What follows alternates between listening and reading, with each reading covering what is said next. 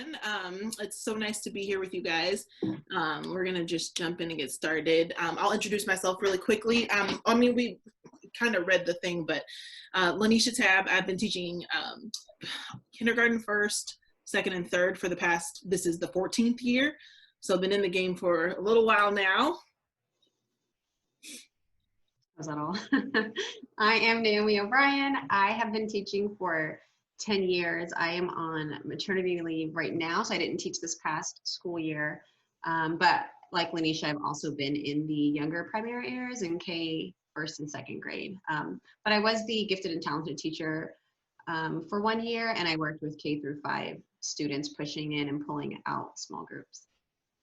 And before we jump in, we wanted to clarify what your preference is for questions. Like, do we want to stop and have discussion along the way, or would you prefer that we wait till the end? It's your show, however you want to run it. All right, O'Brien, what do you want to do? I mean, as questions arise, if someone wants to unmute and pop in and ask, we'd be happy to answer it. And then also at the end, we can debrief questions as well. Okay, good deal. Okay, so that says, how did I get there? But it should say, how did we get here? So I'm just going to tell you a little bit of a story about, why Naomi and I don't know. I know Antonique follows us, but outside of that, I'm not sure. So we've sort of become known as the social studies, go-to girls for a lot of primary teachers on Instagram. And that was not by happenstance. So a couple of things were happening. It was when Trump was getting elected. And in the country, I'm sure a lot of you guys remember, how everybody was just kind of losing their minds, and it was just the rhetoric and the news and on social media was just what it was. And I was sitting in kindergarten one day and I was listening to my students play, and one of my kindergartners was building with blocks. And I overheard him say, he didn't know I was listening, I overheard him say, "I'm gonna build a wall to keep Mexicans out." And I just could not believe my ears. And I basically was like, what is going on? We've got to do so, because all of that rhetoric was trickling down into even a kindergarten classroom. And we had been seeing reports from all over, middle schools, where kids were chanting things at other kids. And I talked to Naomi, and do you want to talk a little bit about even what you were seeing? Yeah, and even over at my school, and she's in Indianapolis, and I was over in Denver, and our kids were feeling the same thing. And a lot of my students in Denver were and are undocumented immigrants and refugees from different countries. So the things that they were hearing, it was just very similar. It was very scary. Kids were crying. Parents were afraid to send their students to school because they didn't know how the teachers felt about things. The climate was just so negative and so toxic. And LaNesha and I were just really searching for a solution. How can we help? What can we jump in and do? Because this is not okay. Everything was just unraveling, and we wanted to find a solution to the problem. Absolutely. And so then that was going on. Now, no, election season is November. Fast forward to February. We were doing Black History Month, doing our thing like we always do. We always go hard for Black History Month. And so I teach in an area that's pretty diverse, and we had just wrapped the unit, and one of my students, she was Latina, and she was like, "This is so much fun. I love all these people." And then she was like, "When are we gonna learn about my culture?" And I was like, because literally at that point, this is back in 2016, mind you, it was Black history. And then outside of that, you didn't do a ton of social studies. And so the collision of those two events over those months is what made me randomly message Naomi. We had never met in person. We had only been chatting on social media. And I was like, oh my gosh, what if we started to just reimagine social studies? Because we were both thinking about the social studies lessons that we got when we were little, and they were all very Christopher Columbus and Johnny Appleseed and President's Day, all these old white people. And so I was like, even just what's expected, I remember starting out my first year, and social studies was on our schedule. There was a 30-minute block for social studies, but no one was expected to teach it, and you weren't given any materials to teach with. So it just gave extra room for reading or gave extra room for math, and there was no accountability. And I don't know that I've been at a school where there has been, like in all of my 10 years, where there has been accountability in teaching social studies. People will come in to make sure you're teaching math and writing and reading. No one cares if you're teaching social studies. They don't give you anything to teach from. And it's honestly just on the teacher. It's written into your schedule, but I don't know very many teachers that actually use that time to teach social studies. So that was like a big part of it too. Like, what are we doing? We're missing this huge opportunity in all of this. You're doing better. She was doing better than me because my schools didn't even care enough to put it on the schedule, or they would try to squeeze in like 20 minutes science/social studies, and it never happened. So that's sort of the explanation for like how we got started. So then Naomi and I, we would just have these conversations all the time. So, well, you can't really see it at the bottom here, but we hopped onto Teachers Pay Teachers because that's what a lot of people use. And we were like, okay, if we're going to teach Black history, like, you know, what would a teacher have access to? And not all of these are great, but you know, there's something. And down at the bottom, you can't see it. But at this time, we put in kindergarten through second grade Black history, and we got about 9,700 results. So there was plenty of, you know, things to sift through. And then you can take a look at that. It's a little bit different. Because remember, my little Latina student was like, yo, when are we gonna cover my culture? And I was like, okay, if I'm gonna keep the same energy and do it justice like I just did for Black history, like, where do I start? So I hopped on and I put in like Hispanic Heritage Month for K-1-2, and you see only 236 results, and look at them. It's like Cinco de Mayo bingo and stuff like that. And I'm like, this isn't great. And so we got, just started like realizing like now we're down to 46 results for Native American heritage. And most of that stuff is like totem pole STEM challenge, right? just not good. So I just think Naomi and I really wanted to reimagine it. And these are the things that we started dreaming about. And we just wrote them down and we just started building it out. So we were like, what if we, decided to kind of keep that Black history energy, but like represent lots of cultures, and let's see, creating globally minded learners. We wanted to look at history a little differently, tell some untold stories and perspectives. But our thing was, people are doing this for older kids, kind of. Nobody was doing it for kindergarten, first, second, even third grade. Right, especially the culture piece, unless it was Christmas around the world. Like that is when teachers would say like, oh, I do culture in my classroom. It's when we do Christmas around the world. But even that is just centering Christmas and showing how other countries, majority white countries, are celebrating Christmas. And we just really wanted to go as hard for other cultures as we were for Black History Month. And especially those stories, like LaNesha was saying, the stories that don't get told, that are not in your history books. And if we were going to include anything from the history books, we wanted to make sure that we were telling these stories accurately, or at least presenting a different perspective and allowing our students to debate about things. So we wanted to give them things that we weren't taught, or to correct the things that we were taught incorrectly. And we always described it as like building the car as we were driving it down the road, because there weren't any other blueprints. No one else was doing this. So it's not like we could have just look at what's being done and then add on to it. No one was doing this, especially in K through 5, and then especially in K through 2. It just wasn't a priority. And a lot of teachers in those grade levels are so focused on cute, like what's cute for Black History Month, what's cute for Christopher Columbus Day, what's cute for Christmas, instead of what's accurate, what's going to get them thinking globally, what's going to expose them to different cultures. And we really just wanted to switch that narrative up, because as we were looking at some events, and then, Charlottesville happened, and LaNesha was like, these young men were in our classrooms not too long ago. Like the public education, system has failed them, because even if they were getting this message at home, they had 12 years of schooling, or 13, I guess, to get a different perspective, to be told an untold story, to be provided with some missing information that could have impacted the path that they were on. So we really just let that be our driving point, to just say,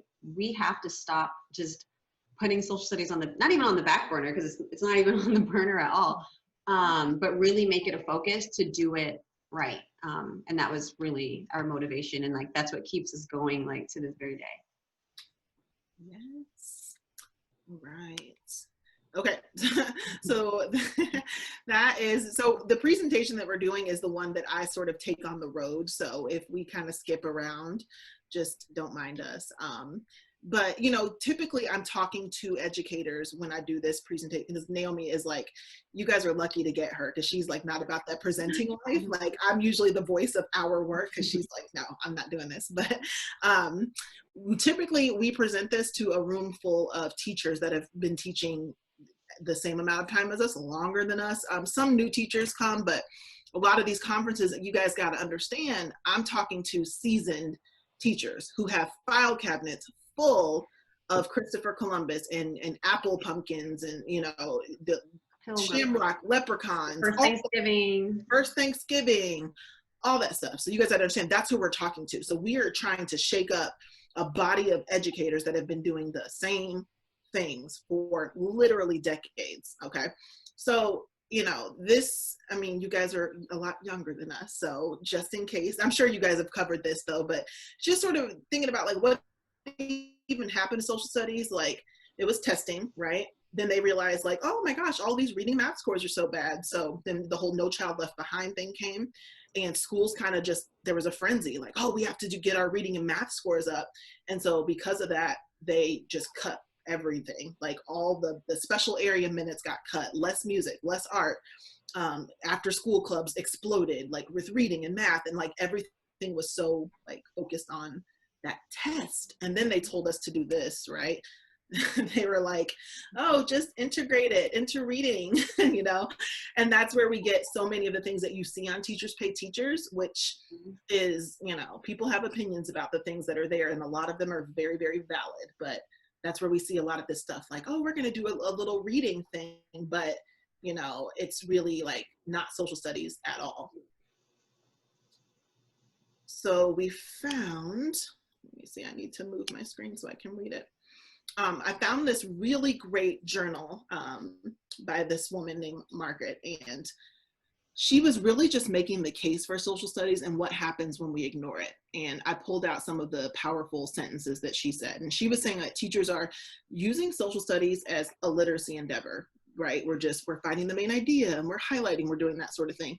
But she's like, we can't just do that, you know, for reading comprehension. And I love the sentence that says, it is learning powerful ideas that demonstrate how social systems work in the past and in other places, whether next door or around the world. And that the teaching of social studies has to be organized around powerful ideas, and those ideas have to be revisited from multiple perspectives. Yes. And I think it was James Lowen that said, like, history should be a furious debate. Like, we cannot just print out a reading passage that happens to be about something that happened in the past, tell your students to memorize some of the information in it and take a test on it. It should be a debate. It should be discussed. Opinions should be formed. It shouldn't just be presented as, here is this one story, take this as fact, and that is that. Memorize it for the test, and then do that until we're on to the next subject. Like, we need to be always challenging our students to like revisit those perspectives and think about bias and think about, well, whose story is missing? Who benefits from this story? Why is this narrative told and this other narrative isn't told? What else could I be looking for? And when we think about the kind of thinkers that we could produce if teachers, like K, first, second, third, all the way up to 12th grade are, you know, churning out students like this, we would have a much better group of adults than we have right now. Yes, for sure. I love that. Yeah, because when I think back on the social studies lessons that I got when I was younger, it's just what Naomi said. It was a single narrative. We were taught to be proud. It was always James Lowen. He's the author, which I might have a slide in here. He's the author of the book called Lies My Teacher Told Me.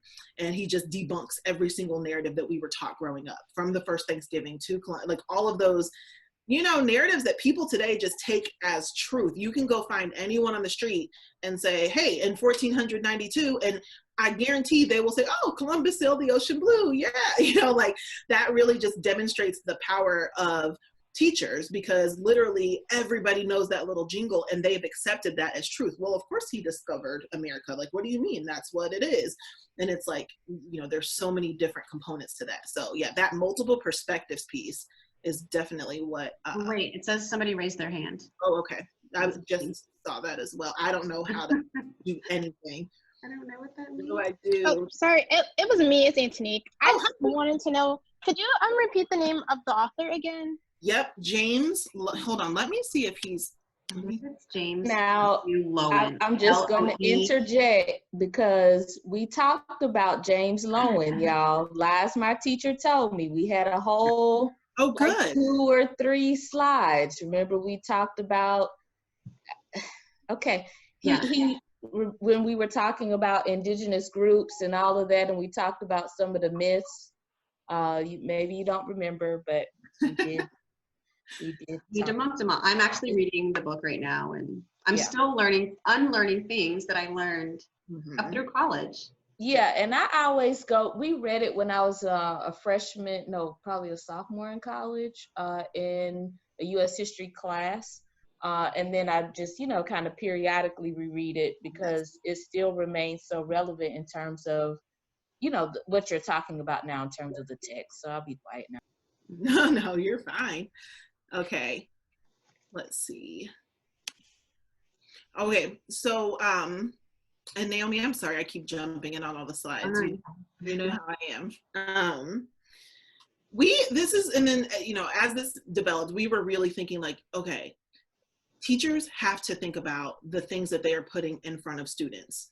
And it technically could provide equity, right? So we do this little thing where we're like, okay, what is taught at like fancy, like rich, exclusive schools, like, like Rory Gilmore type, like schools that, Yeah, Obama. Yeah, like where the Obama girls, like we act like if we're going to teach something, we ask ourselves, would children at a school like that get this lesson?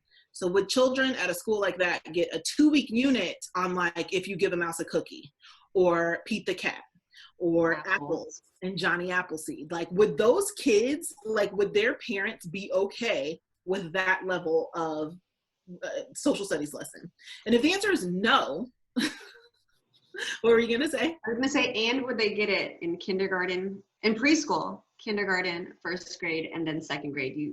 Like when you all are in the classroom, you'll see that these teachers are doing the same thing year after year after year after year after year, and you'll have to make the choice of joining in because it's what your team leader printed out for you and gave to you, or it's because that's what the school's always done, or if you'll be the one to kind of disrupt what's been done and demand better for your students as well as other students in the building, like advocating on behalf of your kids as well as other kids. Like you obviously can't force anybody to do anything they don't want to do, but you can always offer something different and explain why you feel that everyone else should join in. I've definitely been in schools where I'm the only person on my team doing what I'm doing, but I've also been at schools where I present something and say, hey, I think we should take a look at this, and the other teachers are on board as well. So it's not always easy to do, but if we're there for students and we're taking the students first attitude, then it's worth it to be the person that goes out there on a limb, even if you're new, and the veteran teachers are giving you the side eye to say, nope, I think this is important. I'm really passionate about this. And here's what I'm going to be doing while you all are doing your Apple unit. We're going to be learning about this culture or exploring this perspective, because like there's not enough time to be wasting 2 weeks on apples. Like you have to teach with urgency and with passion, and 2 weeks on apples is just not it. Okay, I think we have a hand up again. Yeah, that's me. You briefly talked about, having, some difficulty like implementing certain things or, covering certain topics. Have you ever had any opposition from either like faculty or parents about a certain topic, and how would you go about, tackling that situation? You want to speak to that, Naomi? I can speak to that, yes. I have had one parent, well, okay, let me back up. First, we don't do any of the things that we do in secret. There's a lot of teachers that will tell you, like, smile and nod at the staff meeting and then close your door and just teach what you want to teach anyway and don't let anyone know what you're teaching. And we do not subscribe to that philosophy. We let our parents know in our newsletter, like usually at the beginning of the year, you send home a letter that's meet the teacher. I went to this college. I've been teaching for this many years. I'm so excited. And then we added, and this year your student is going to be learning about cultures. We're going to focus on social justice and racial justice. Here's some of the topics we're going to be covering. If you want to come in and sit on a lesson, you're more than happy to. Please look out for the worksheets that are going to be going home so you can continue conversations with your students. So for one, the parents are never caught off guard, just randomly in the middle of the year with some worksheet that they're like, what is this? What are you learning? Because we tell them up front. And then, I don't know, do you do a monthly newsletter, LaNesha? Yeah, sort of. I send home a monthly newsletter as well. And for every month, it's like, hey, here's what we're going to be focusing on. Here's the books we're going to be reading. So parents are never really surprised at what is coming home. And for the most part, I've gotten positive feedback from parents and admin. I had a year where half my kids were preschoolers and I was on this ratio thing. So I used to have my vice principal sit in my classroom for like 30 minutes a day because of the numbers, because my para was on break. So she was always there for social studies. And she didn't have a problem with it. And I'll say, sorry, I'm like taking such a long way to answer your question, but I'll say this, someone in college, one of my professors once told me that when you're at your interviews, you need to make sure that you're interviewing the school just as much as they're interviewing you. Because there's definitely places where we would not be able to get away with teaching lessons like this, but that also isn't a place that I would want to teach, or I would want to be employed for somebody that doesn't, not that everyone has to share my mindset, but if their mindsets are not for teaching factual history or, you know, raising awareness about social and racial justice, it's not the place for me anyway. So there's that. So admin has never pushed back on what I've taught, but I was purposely like put myself in a school for the past 6 years where there wouldn't be pushback for that very reason. However, with the parent note and supportive admin and the monthly newsletters, I did have a grandmother call a meeting, and she had the counselor in there, and she didn't want her daughter or her granddaughter who lived with her taking social studies lessons from me anymore. She wanted her pulled out during that time. And the granddaughter was Black, the grandmother was white, and she was afraid that the granddaughter would stop listening to her or stop liking her because she was going to be taught to hate white people through the lessons. We were learning about Ruby Bridges. So we had a meeting. So I was like, you know what, tell her to come on in, like we can have this talk. And I kind of showed her what the lessons would look like. And that's the thing too, because we are just teaching facts, like this is literally just history. We're not pushing agendas or sharing our opinions. We're just telling you what happened in the past and allowing kids to weigh in. So showed her, you know, like, here's the story that I'm sharing. It's a true story. Here's how it's presented to the kids. You're more than welcome, you know, to sit in on a lesson if you ever want to. And by the end of the talk, she was fine with everything. And that is when that girl was in kindergarten, and I moved up with most of my kids to first grade, and she was begging for me to be the first grade teacher. So she never came in for the lesson, but after that conversation, she felt more reassured. So I think if you're just very transparent with your parents and you're teaching the lessons in a way where, as much as possible, you're not putting your bias into it, you're just presenting facts and putting it on the students to do the thinking or debating or making the final decision on what they believe about it, that's always worked for me. Yep, I'm right there with you. That parent letter saves everything. That's exactly what she said. It's one thing for me, I've got 2 kids. It's one thing for me to open up their backpack and see something that I knew was coming. It's a whole nother thing. And it's so important, because even something that you think is totally like, oh, no problem, this is not a big deal. Example, we had an educator use one of our resources about 9/11. And they read an ebook, and it was a focus on like memorials and how to honor, you know, people that have passed away. And she had a parent like call and just rip her a new one, and she was so upset. And the teacher literally was just blindsided, because in her mind, like, what, like, why would you ever be upset about this? And so I asked her, I'm like, well, did you tell the families ahead of time, like, this is what we're going to be covering? At any point did you say that? And she was like, no. And I'm like, so, you know, you could have gotten ahead of that, like, because if the parent was that concerned, which obviously they were, then they could have been like, whoa, whoa, whoa, I don't want my kid to, you know, be exposed to that. And then that's when you could have done what Naomi was just saying, like, well, this is the book we're going to read. This is the question we're going to ask. And like 9 times out of 10, the parents are like, oh, okay. You know, so just getting ahead of it as much as possible. Mm-hmm. Okay, I think there's another question. Yes, I don't know how to. I know. Do we have to do anything, or do they just start talking? Can you all hear me? Yes. Yes. Okay. I had a question. I know, Naomi, you kind of touched on like remaining unbiased. So how do you all like and this is for either of you or both of you, how do you all like encourage students to develop their own attitudes or feelings about history and social studies, you know, while remaining unbiased? They have a lot of feelings. Like, you present the facts, and just, I think it's important to develop like a rich question and make sure you provide enough facts from both sides, you know, that they can start to say, do I believe more of this? Do I believe more of this? How do I feel about it? We do a lot of turn-in talks, and there's definitely times where they ask me what I think, and I say, it doesn't matter what I think, like, what do you all think?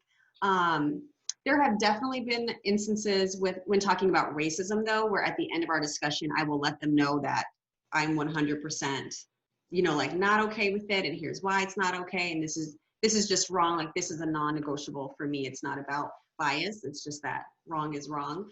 So for the most part, I don't even weigh in. The facts are presented, and they are having the discussion. You're facilitating to make sure that you are keeping them on track, but the discussion is on them, and they're using the images and the words you just gave them, and they're the ones leading the discussion. So you're really not weighing in at all unless you're reminding them of a fact or correcting a misconception that someone said.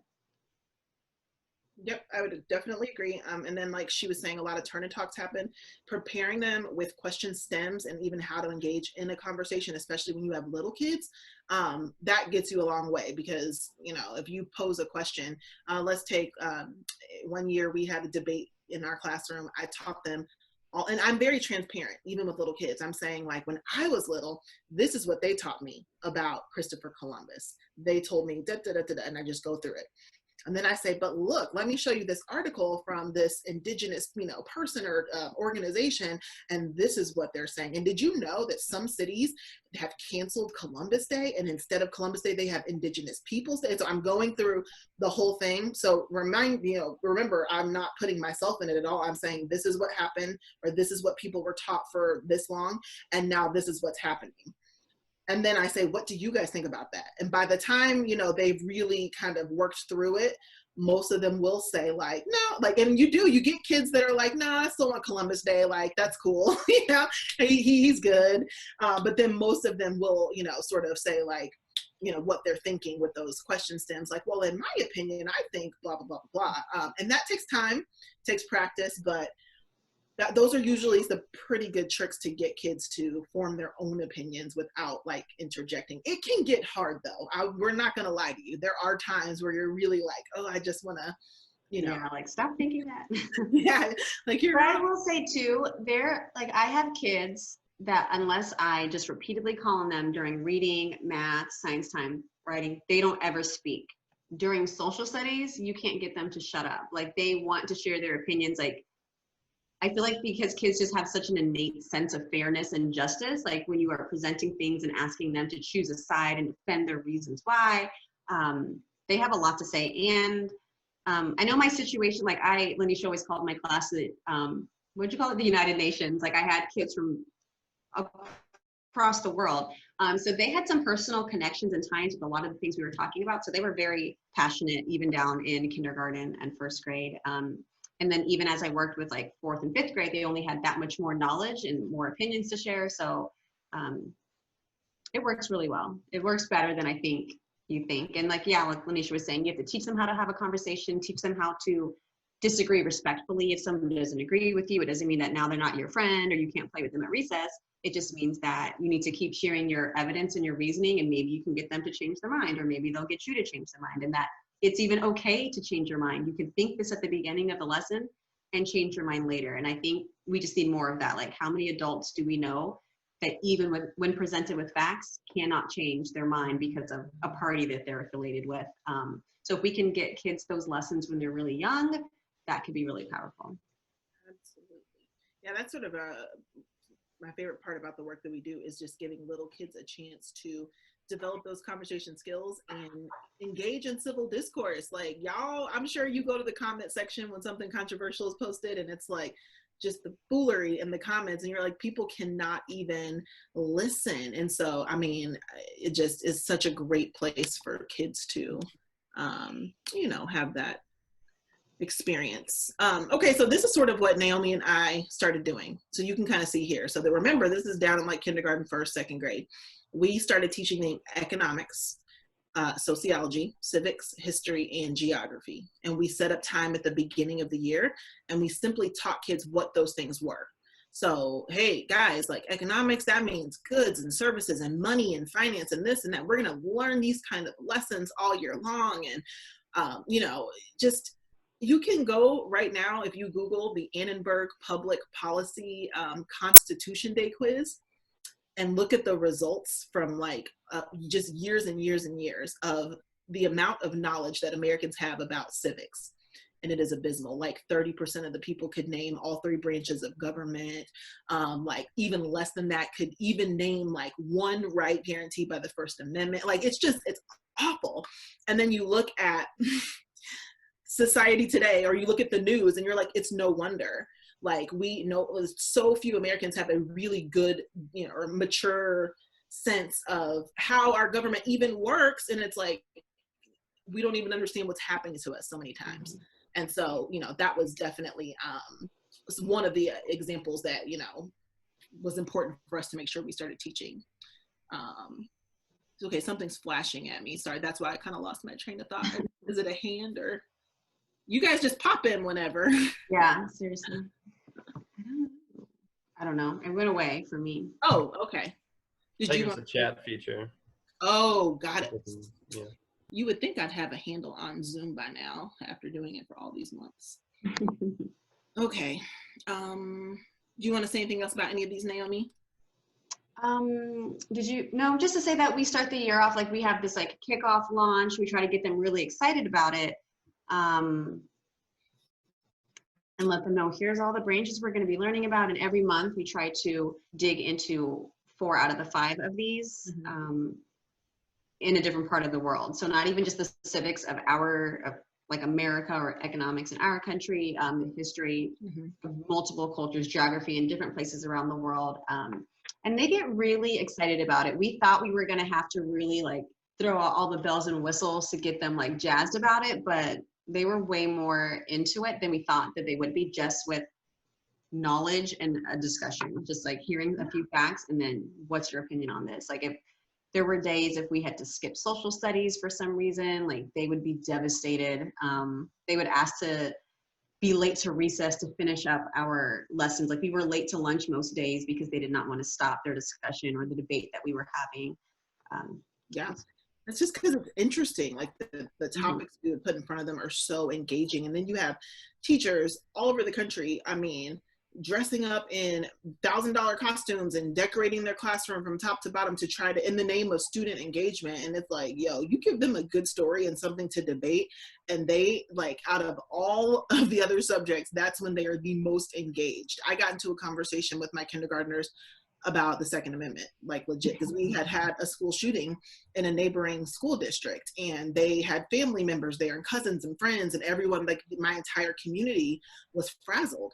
And we ended up talking about, because we were doing a civics lesson, and we talked about the Second Amendment, and I had little 5 and 6 year olds going back, and one of them was very like, no, we need to have guns in school, because then if a bad guy comes in here, like, we can protect ourselves. And like the other kids are like, no, we shouldn't, nobody should have guns, because then nobody can hurt. And like they're going back and forth, but they're listening to each other, they're having this really powerful conversation, and they're doing it better than people on Facebook are doing it. So all right.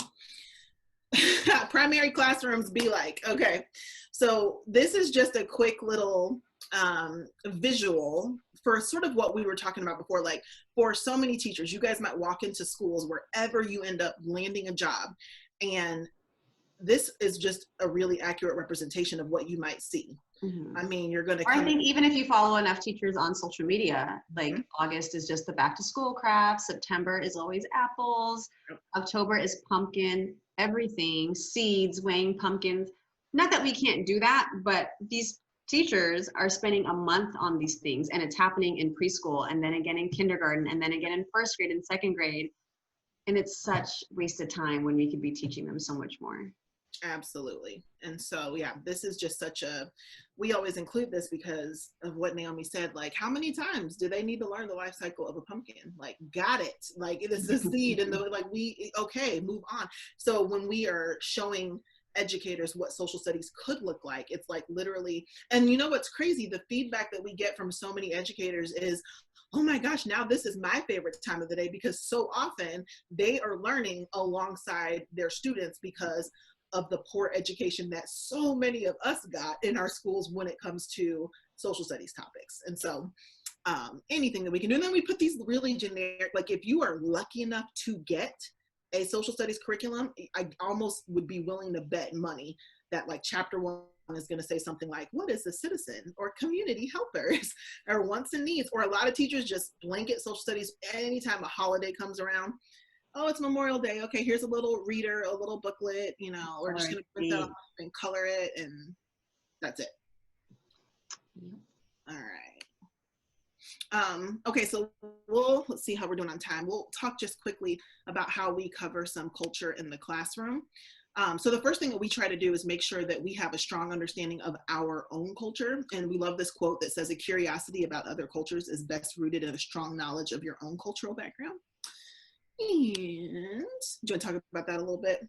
Yes, so we created these culture cases and culture flip books because we were trying to brainstorm over the summer, how can we get our kids to care about other people's cultures? And it was like, they need to know what culture is, and they need to know how much their culture is important to them, because if they know how important it is to them, then they can transfer that and apply it to somebody else.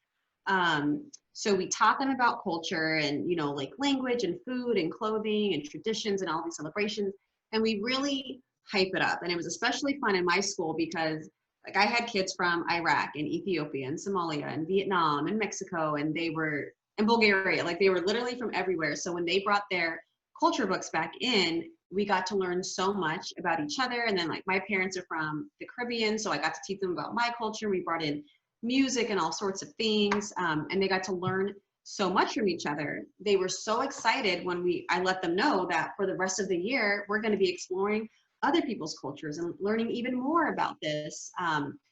And when they saw like how closely their culture was tied to their identities, and it's who they were and it's who their families were, it's culture is personal, it really helped solidify the fact that they should care about other people's cultures as well.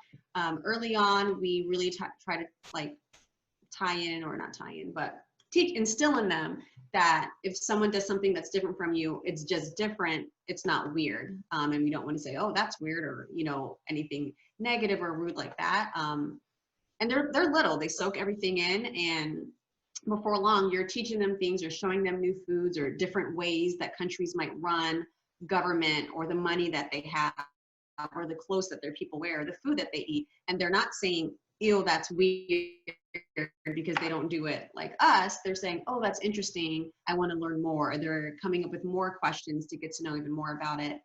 And their minds are just open and more accepting of different people because they learned about their own cultures first. Mm-hmm. So I'll give you a closer look at just some of them. So on the inside, like we send this home, and I make it optional because I don't want to put the pressure, or, you know, I don't know. If someone's not really comfortable sharing that, it is optional for me. But by the time 1 or 2 kids come and they are able to showcase like their culture and their family, or, you know, their traditions, usually I get about like 95% of the kids that are like, yep, I'm going to do it. So we ask them to talk about how they celebrate, just what does culture mean, special days, fun facts, a lookbook where, you know, they can just draw pictures of clothing from their culture. And if it's a t-shirt and jeans, then it's a t-shirt and jeans. Like that's still a part of your culture. So here are just some of my babies in the past that are sharing. You can see family pictures in the back, magazine cutouts, just anything that sort of conveys who they are. This one right here, I loved so much. Her mother wore a hijab to school, and she would volunteer all the time. And all my kids could, you know, never understand, like, why does your mommy still, you know, have that thing on her head? Is she cold? Like, why won't she take that off? And for so many teachers, that just would have been shut down, right? Like, oh, like, why are you being rude? We don't, you know, notice things, or that sort of like, what? No, kids do notice things, and, you know, they're not being rude or weird like we are if we don't allow them to respectfully like want to learn more. And so when she shared this, it was just the perfect opportunity for her to explain, like, this is why my mom wears it. And literally, like, what are we so scared of? Because the entire class was like, oh, cool. Like, right. No one flipped out about it. Like, they were just like, oh, that's why. And I just can picture that happening in another classroom or another teacher, and that being shut down, and then the message is, we don't talk about things like that, or something about that must be wrong or bad. Like that's the message that's going to be sent to children if you shut things like that down. I think I have a couple more just pictures in there. So you can see like some of them are just hand drawn, you like t-shirt, jean, like no problem. Cinco de Mayo. And then they each get a turn to sort of present. Love that picture so much. Like, look how proud he is. And so for us, we do this the first couple of weeks of school while all the other teachers are doing like more of a like arbitrary, like all about me. Yeah, like what's your favorite animal? Like that sort of thing. Which is great to do. Like it's still important to know your student's favorite animal or their favorite color, but you'll find that out when they're coloring a picture for you and they're like, I use blue because it's my favorite color, but you're not going to find out about the holidays they celebrate, what their family eats or doesn't eat for religious reasons or not. This is just a quicker way to find all this out and will help you be more culturally responsive quicker because you know all of these things up front. Yes. So sometimes we do the culture case. Sometimes we don't have time for that. And we do a flip book. So you can just see here. And their parents do help them with it. That's okay. But just like we said, everything. Yeah, I like to do the flip book because I hate craft. I hate cutting stuff out. Yep. So, oh, do you want to talk about your little friend here? Oh, Tiba. So I had this group. This was one of my gifted pull-out groups. They were fourth graders at this time. And this was beginning of the school year. I didn't know this group at all because they were older kids. And we did this. And in one of them, the little girl that's wearing the hijab, she wrote down that, because she had just come from Iraq, that at her schools, like in Iraq, they had boys' school and girls' school, like way down in preschool. Like they were just always separated. And that it was very weird for her to have to work, to be in the same classroom as a boy or to sit next to a boy or anything like that. And I was just like, thank you so much for sharing that. And I made sure there was, they're not in the picture, but there were actually 3 boys in this group. And I made sure just to kind of make sure to help her stay more comfortable, I never forced her to work in a group with the boys, or she didn't have to sit next to them if she didn't want to. And I just think about the fact that if she had not told me that, and if every time they came in, I don't have assigned seats, but if every time they came in, she was purposely scooting away, or she wasn't sitting with them or refusing to work with them, someone might interpret her as being like rude or being mean or being a bully, when really that's just a part of her culture. And it was just a shock to her to not only be in a building with boys, but to be in a classroom or to be directly seated next to a boy. So it just really helped me be mindful of that moving forward and in any of the work or groupings that we did.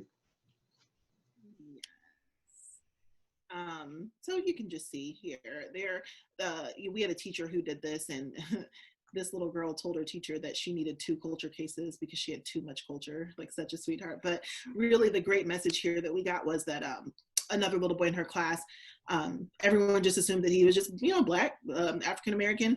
And he was like, actually, no, like I'm Jamaican and Haitian. And like, you see why I make every single picture that I color, I'm always using black and green and yellow. Yeah, that's because I love the Jamaican flag. And like all these things that she just had no clue about, but she was able to learn because they decided to focus on culture. All right, so here's just some quick tips that we like to say, because the culture case and all that stuff is fine, but it doesn't need to be all that. You can literally send home a simple conversation prompt like, hey, what does culture mean to you and your family? Please be prepared to talk at a community circle tomorrow. Just making sure you have a safe space for those conversations and questions. I don't know how much of this you guys need to hear in this group, but typically I'm speaking to a room full of white educators. So telling them, make sure you don't ignore diversity. We get this a lot. Like, what if your class is the same race? A lot of teachers will be like, oh, all my kids are white, so I don't really think this is necessary. And then they might find out, one teacher told me that, and she ended up finding out that one of her students assumed that every single person went to church. Like they were sharing their culture case. I convinced her to do it. And one kid was going on about how they do all these things on Sunday. And another kid was like, but wait, don't you mean after church? And the other kid's like, no, what are you talking about? Like, I don't go to church. And like, so even something like that, she got the message that like, everyone's not just like me. And that's okay, because we live in an entire world full of people who are different. So and I think that's even like, I don't know how many white adults or like people my age that they don't have a culture or think that they don't have a culture, but you do. Everyone has a culture, and it just plays into that mindset of like, well, we're the default. This is normal. Like we are, you know, us, and then everyone else that's different has a culture. Like you can start disrupting that mindset as well, and saying just because all of your kids are white doesn't mean they have the same traditions or holidays or eat the same things or have the same family values. Even it's still worth exploring with your students and making them proud of, you know, the things that are in their culture, whether they're all white or not. Yes. Okay, so then really quickly, so here's, before we just kind of fly through this, we do want to say our thinking has shifted because when we first started this work, we subscribed to the idea of the culture months, but it wasn't because we felt like history needed to be contained in that one month, but it was more in an effort to be inclusive. We have evolved since this. This was years ago. Now we are much more all the culture all the time. But when we first started this work, we were like, already Black History was in February. Okay, great, check. We realized that there were other months dedicated to other cultures. So we started sharing those with our classroom. And so, sorry, I'm gonna go past some of this. We'll come back to that in a second. So we realized March was Irish American Heritage Month. Did not know that until I was an adult. And I also didn't know, like when we were researching this, we would come across signs like this that were like, Irish need not apply, and all of these really intense snips from history that we were like, wait a minute, like they were dogging out Irish people when they first came over. That wasn't a part of our education growing up. It was the only people that seemed to be oppressed when we were growing up were Black people. Like that was the only, you know, narrative that we ever got. And so to learn about another race or another culture, especially with white skin, being discriminated against, that was really powerful. And then your kids were able to make those connections of like, wait a minute, they were oppressed just like this other group was oppressed, and then this. And then you could even talk about how it was similar and different, how they were able to assimilate, but Black people were not, and like the differences. Like, yes, we have some similarities, but there's also differences for these reasons. So what we really started to do is look at the heritage months that were sort of like nationally recognized, or like some president along the way kind of signed something that said like this month is blah blah blah, and we started pulling influential like people or really cool stories, and we just started sharing them with our kids. So I'll just do a quick flip and you can just kind of look and see. We found this really cool doctor to celebrate, and her mom couldn't believe it. She's like, in all of the schooling that I've ever had, I've never seen myself represented in any sort of a worksheet or textbook or curriculum, and she was so thrilled. Stuff like this, I feel like it just makes the parents love you, and they feel that much more connected to you because they know that you value and care about other people. So here's some snippets from when we were studying some Asian American and Pacific Islander, Hispanic and Latinx culture. We do a lot of these just ebooks, but they're typically just free images from the web and very minimal text. So we feel like a lot of teachers, like it's not that difficult to open PowerPoint, grab some cool images and put them in a slideshow and talk about tell a story. Yep, and just talk about them. We did some Italian American. So as we were doing this, here's another really interesting thing. Like we just had to learn, so we had to unlearn, and then we had to make space to learn new stories. Like if you ask any adult who invented the telephone, they'll be like, oh, Alexander Graham Bell. But like, no, it wasn't even Bell. It was this guy down here named Antonio Meucci. And he was a poor Italian immigrant. He actually invented the phone, but he didn't have $20 to go buy the patent to secure. So this rich white guy who he was, you know, Bell was rich, and he swooped in and got the patent and blah, blah, blah. And poor Meucci like was never heard of again. And it wasn't until 2002 that, like, you can Google it. In 2002, Congress actually recognized Meucci as the inventor of the phone. Like he even tried to sue Alexander Graham Bell, but the judge was basically like, you're a poor Italian immigrant, like get out of my courtroom. I don't want to hear any of this. And it's like discriminated against the oppressed as well. So the systems were against them.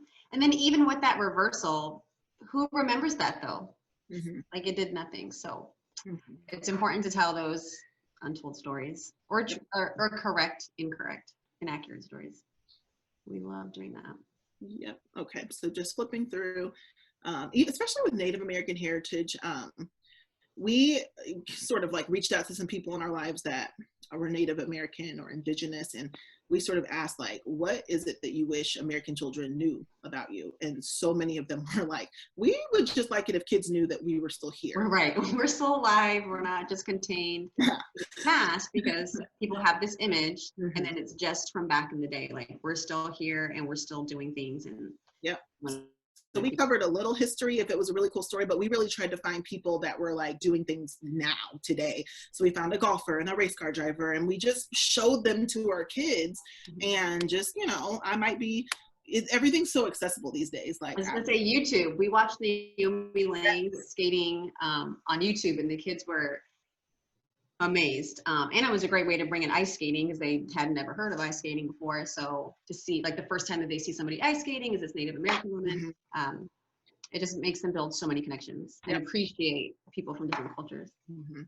And everything is so connected through social media these days. Like, it was nothing for me to tweet at one of them or Facebook message and be like, hey, we're learning about you. Might be kind of weird. And like, we got an interview with Nota Begay. He's a correspondent for the Golf Channel, and he was the first full-blooded Native American to golf in the PGA Tour. And he's just at home chilling, like, you know, like, I Facebooked his wife, or I tried to get to him, but I got to his wife, and she was like, oh, he would love that. So in my class, we got a big chart paper out. We wrote down like 3 or 4 questions that we really wanted to know about him, and he like recorded a quick little video and sent it back to us. So how cool is that? Like, these people are accessible these days. It's nothing to tweet or DM somebody, and once they hear like, oh, you're teaching kids, like, we'd love to help you. So you can just see, like, this is what we dream of, like, kids that starting in kindergarten are getting exposure to amazing stories and people and cultures from all over the world. And then what if we pass them to first grade teachers that did the same thing,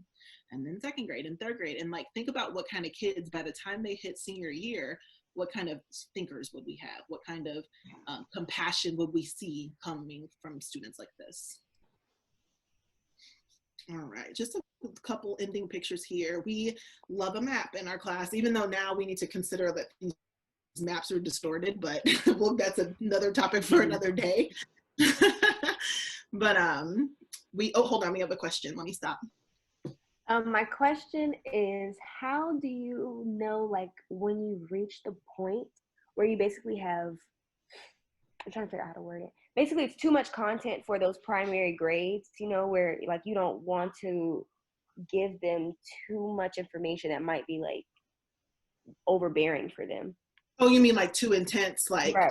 Yeah. So that's sort of what we do. That's like what we like to think is our special sauce. So what we do is we spend a lot of time learning a story or all about a person, and we're telling each other all of the dirty details, and we're like, like freaking out with each other. And then we pare it down for primary learners. So if we were to open up one of the books that we showed you about these people, you would see 1 or 2 sentences. So like, the golfer, for example, Nota Begay is a golfer. Next page. He golfed in you know, next page. So for us, it's okay, they're seeing the picture of this person who is a person of the global majority. We're disrupting all of the white-centered social studies lessons, right? And so you do have to be very careful about it getting too wordy, or you can even start to paraphrase some of the content. But that question, you do have to be careful. And then we never get like, I was just going to say, like, as far as like Columbus or something, like we have a Truth About Columbus resource that we have for K-2. And we obviously cannot go into detail about how he murdered Indigenous people and sexually assault, just like the disgusting person that he was.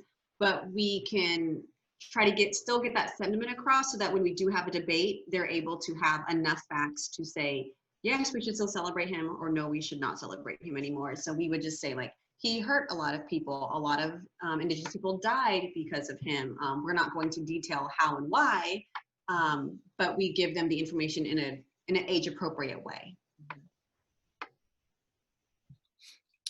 All right. So hopefully through all that, this is sort of what we wanted to leave you guys with.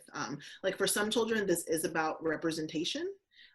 You know, it is very important that our students see themselves in the content, in the stories, in the history. But then on the other side, if you guys go get jobs and you're teaching a classroom full of white children, this is about perspective for them. It's a critical chance to disrupt that dominant culture, or like we like to say, disrupt the default. Okay, so we're putting people in front of those children who have been affirmed since the day they were born, because society, white culture is the default culture. So they've seen themselves from the beginning. It's a great chance for you to sort of stand in between that and ask them to gain a different perspective, you know, with what you're talking about. Okay. And so we're going to leave you guys with this quote here. It's from Jacqueline Coleman. And it says, every year that we put social studies on a shelf and perpetuate the irresponsible idea that it is not a national educational priority, we waste an opportunity to teach skills and humanity to our most impressionable citizens and future leaders. So that is it for us. Happy to take some more questions. Sorry about all that. If you guys have any. I just had a question.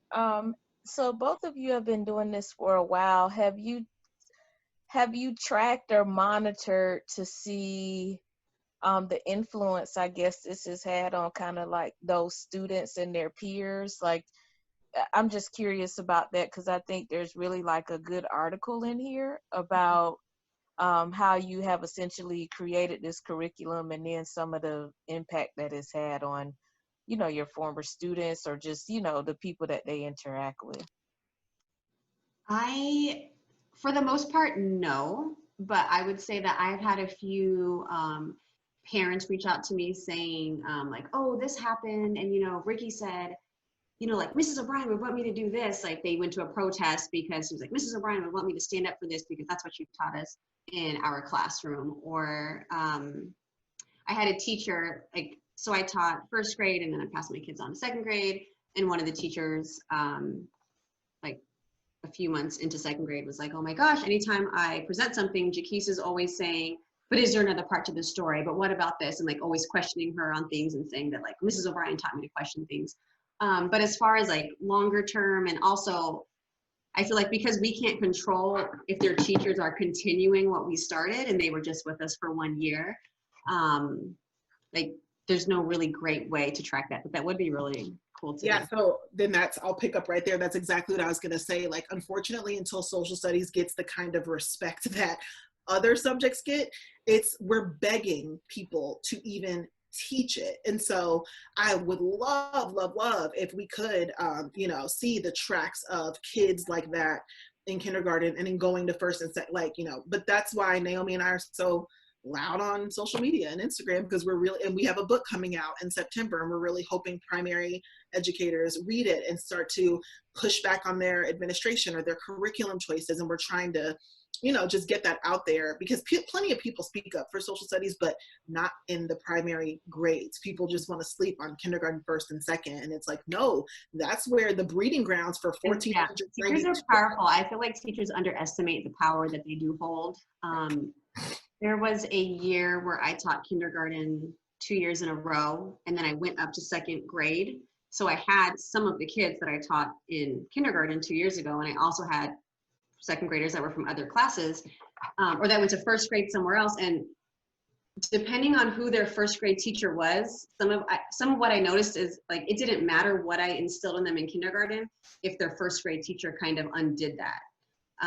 So that was really powerful to me, and it's why I stay in those lower grade levels, because they're so impactful then, and they need strong teachers in those grade levels. And it made me kind of have to work all second grade year long to kind of undo, and it wasn't even necessarily social studies content, even just reading skills, to undo some of the bad habits that they learned in first grade, to help build them into a different student because of the bad first grade experience they had. But if they had me, not that I'm the best, but if they had me in kindergarten and then also a really good first grade teacher, they were that much more prepared and these excellent readers and thinkers because of who their kinder and first grade teachers were. And I found it to be very hard in second grade to undo what had already been done in kinder and first grade, which is why I try to stay in kinder and first grade.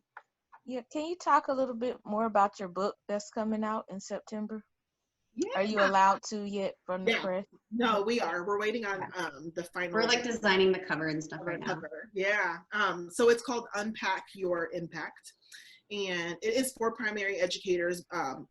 Sort of like I said earlier, the audience is K-1-2 teachers that are just stuck in that grind of, this is what we do every year, and it's March, so let's do a leprechaun craft and a leprechaun trap STEM challenge, and and they're we'll never use it in real life. No, we'll never use that in real life. You'll never have to catch a leprechaun, kids. You do not need this lesson.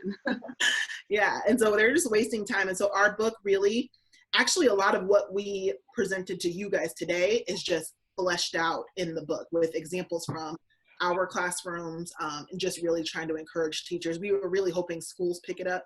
And it's not like we're like, go and get all of our resources. No, we want teachers to start thinking, to start planning vertically, like, you guys handle this in kindergarten, then we're going to keep going in first grade. And like, we want to see a shift happen. So we're really hoping that this book can be like a catalyst for some of that.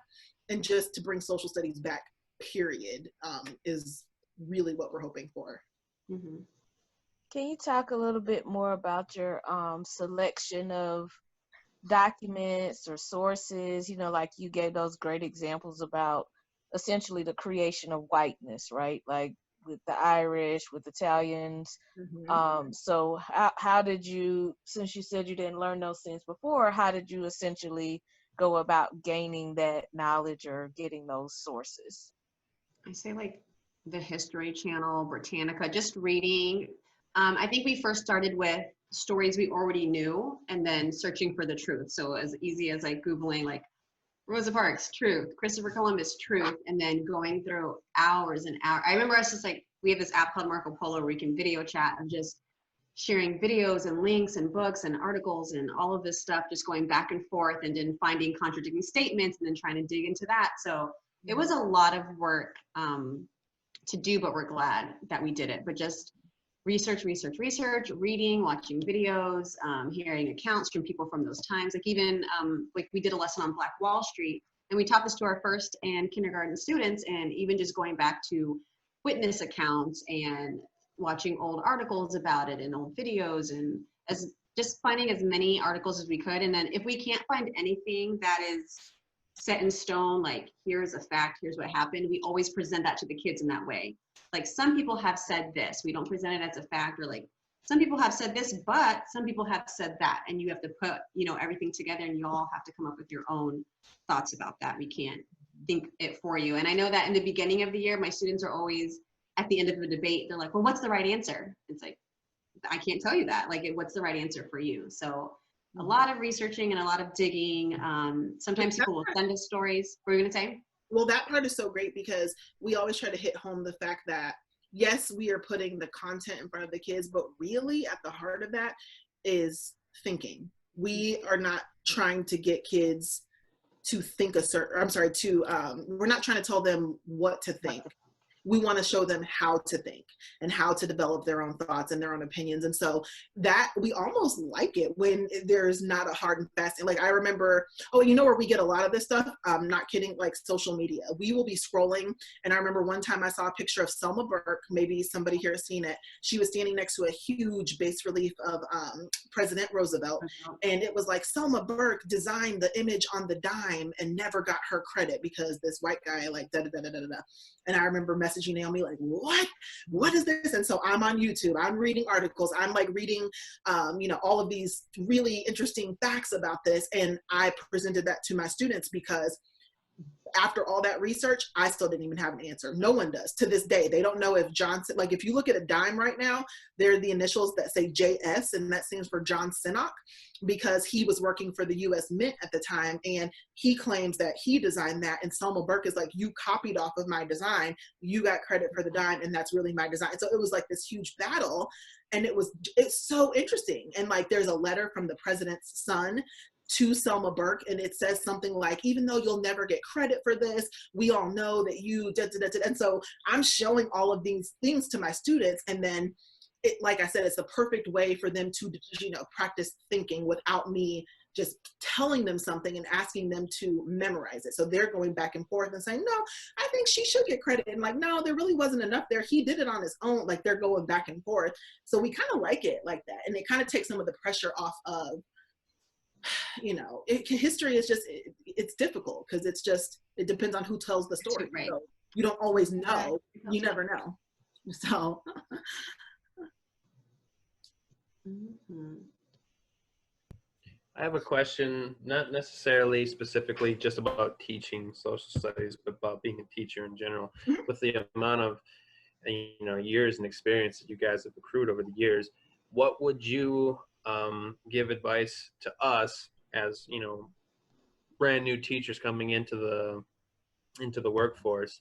If you could go back in time and tell yourself words of advice for your first day of school, what would that be?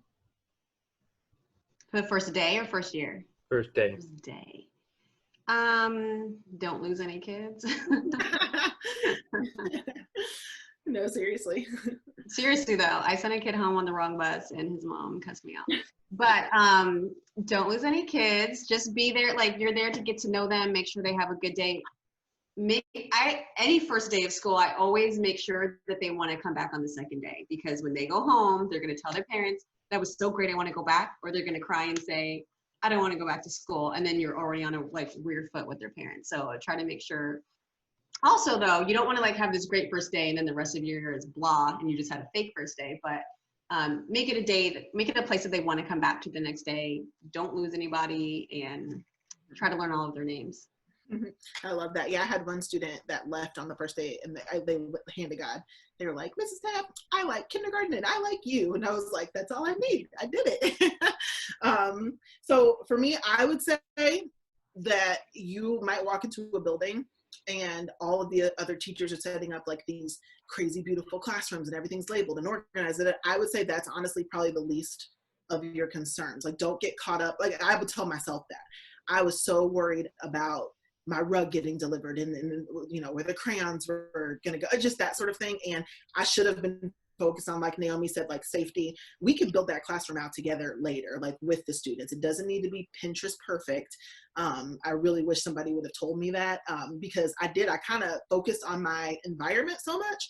And then the kids and their parents walked in, and I remember feeling a little this, I have to do this with you guys. I was a little caught off guard because and it's easy to do because you walk into the building, there are no kids for however many days you guys, come in early, and you're just hanging out with teachers, and you go get lunch, then everyone goes back to work on their classroom, and then boom, it's the first day of school, and you're like, oh, I need to make these things for them are prepared, not that classroom. So I would just say don't get caught up in that.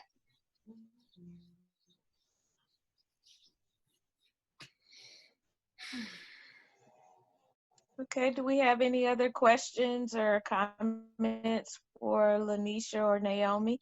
Any other questions or comments? Thank you for taking time to be with us today. Yeah, no problem. Well, thank you. Yeah. Good for you all to join the workforce. Yeah, for sure. So if there are no other questions, thank you all again for joining us and sharing.